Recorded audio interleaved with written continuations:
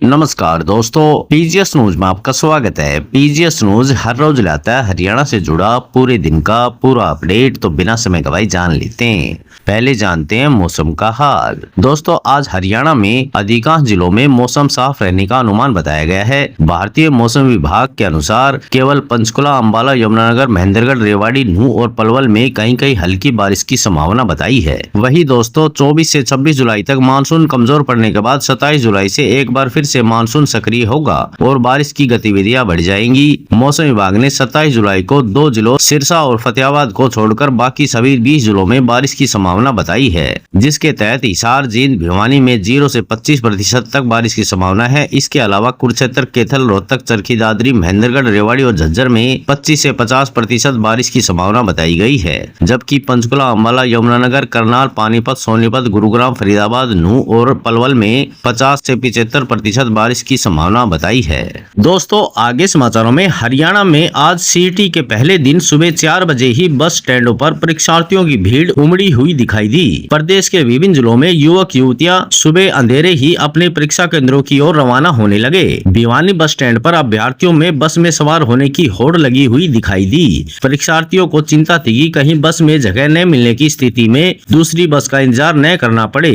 Roadways कर्मियों ने व्यवस्था को सुचारू बनाए रखने में महत्वपूर्ण भूमिका निभाई है। सिरसा प्रशासन की ओर से परीक्षार्थियों के लिए विशेष व्यवस्था की गई, जहां सुबह चाय नाश्ते का प्रबंध किया गया। कई परीक्षार्थी एक दिन पहले ही अपनी परीक्षा केंद्रों वाले जिलों में पहुंच गए थे। पानीपत में सुबह 6 बजे ही परीक्षा केंद्रों के बाहर परीक्षार्थियों की लंबी कतारें देखने को मिली। करनाल बस स्टैंड पर प्रशासन ने पेयजल की विशेष व्यवस्था की। प्रदेश भर के बस स्टैंडों पर छात्र छात्राओं के साथ उनके अभिभावक भी मौजूद दिखे। सुबह 5 बजे ही बसों का परिचालन शुरू कर दिया गया था, जिससे परीक्षार्थी समय पर अपने केंद्रों में पहुंच सके।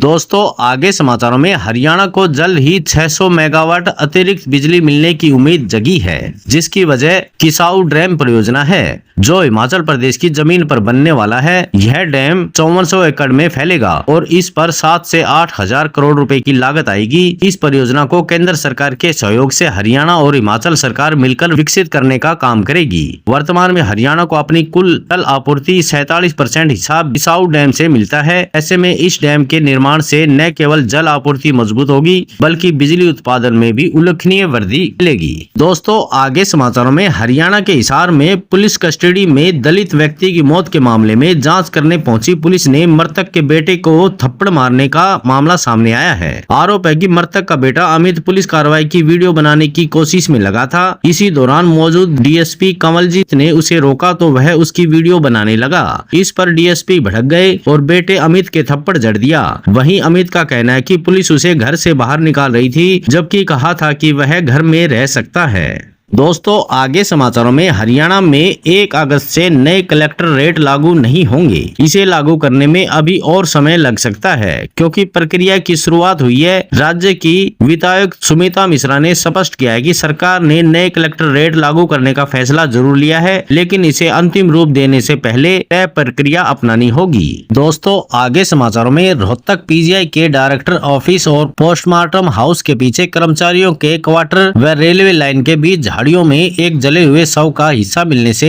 सनसनी फैली हुई है। शव के पास पेट और हाथ के कुछ टुकड़े पाए गए हैं, जिन्हें केमिकल डालकर जलाने की कोशिश की गई है। फिलहाल जीआरपी पुलिस ने मामले की जांच शुरू कर दी है। दोस्तों, आगे समाचारों में रोहतक नगर निगम ने करदाताओं को राहत देते हुए 31 जुलाई तक संपत्ति कर पर 10% की छूट देने की घोषणा की है। इसका लाभ अधिक से अधिक लोग उठा सके, इसके लिए 26 और 27 जुलाई को शनिवार व रविवार होने के बावजूद निगम कार्यालय खुले रहेंगे। नगर निगम कमिश्नर डॉक्टर आनंद कुमार शर्मा ने बताया है कि यह छूट चालू वित्तीय वर्ष 2025-26 के संपत्ति कर पर लागू होगी और संबंधित अधिकारी कर्मचारी सप्ताहांत में भी सामान्य कार्य दिवस की तरह मौजूद रहेंगे, ताकि करदाताओं को किसी तरह की असुविधा न हो। दोस्तों, आगे समाचारों में गुरुग्राम में जिला नगर योजनाकार विभाग की प्रवर्तन शाखा में शुक्रवार को अवैध कॉलोनियों के खिलाफ बड़ा तोड़फोड़ अभियान चलाया गया। डीटीपी प्रवर्तन अधिकारी अमित मघोलिया की अगुवाई में सेक्टर 10A थाना पुलिस की मौजूदगी में 5 अवैध कॉलोनियों में अवैध निर्माणों को गिराया गया। कार्रवाई की शुरुआत मानेसर की मेयर डॉक्टर इंद्रजीत के गांव हयातपुर से हुई। यहां 1.5 एकड़ में विकसित अवैध कॉलोनियों में 2 निर्माणाधीन बेसमेंट और 3 अन्य ढांचों को बुलडोजर से ध्वस्त किया गया।